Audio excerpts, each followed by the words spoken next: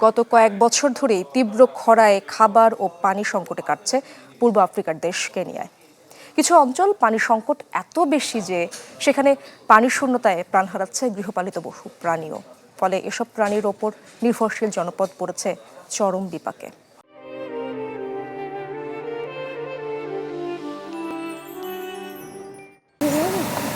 তীব্র খরায় ফেটে চৌচির মাঠঘাট, নেই পান করে বেঁচে থাকার মতো পানিটুকু। প্রচণ্ড তৃষ্ণায় মৃত্যুর কোলে ঢলে পড়ছে অনেক গৃহপালিত প্রাণী। কেনিয়ার কাজিয়াডো এলাকার বর্তমান চিত্র এখন এমনই।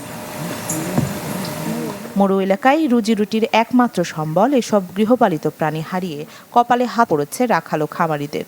গত বছরের আগস্ট থেকে শুরু হওয়ায় খরায় এ নিয়ে প্রাণ গেছে শতাধিক গরু ও ৩০০ ছাগলের। যেসব প্রাণী বেঁচে আছে তাদের অবস্থাও করুণ। পর্যাপ্ত খাবার ও পানির অভাবে মৃত্যুর প্রহর গুনছে তারা। যেসব গরু থেকে আমরা সন্তানদের জন্য দুধ পেতাম সবগুলোই মারা গেছে। খাবারের জন্য আমরা পুরোপুরি গৃহপালিত প্রাণীর উপর নির্ভর করি, কিন্তু এখন পরিস্থিতি দিন দিন ভয়াবহ রূপ নিচ্ছে। আর অভুক্ত থাকায় দুর্বল হয়ে যাওয়া প্রাণীগুলোর দামও কমছে হু হু করে। এতে কোনো উপায় না পেয়ে তাদের পানির দরে বাজারে বিক্রি করছেন খামারিরা।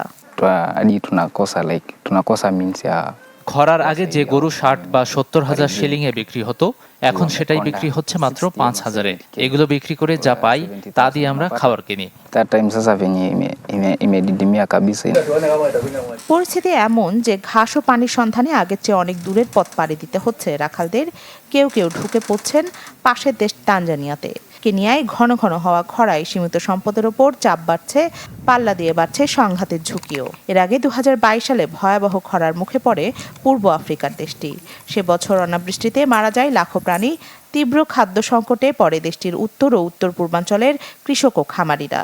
তবে জলবায়ু পরিবর্তনের ফলে খরার প্রবণতা বৃদ্ধিতে এবার ক্ষতি ছড়িয়ে পড়েছে নতুন নতুন এলাকায়। ফলে আগে যেসব এলাকায় মানুষ খরা সামাল দিতে পারত, বর্তমানে তাদের জন্য টিকে থাকা হয়ে পড়েছে কঠিন। রাখি জেসমিন, চ্যানেল 24।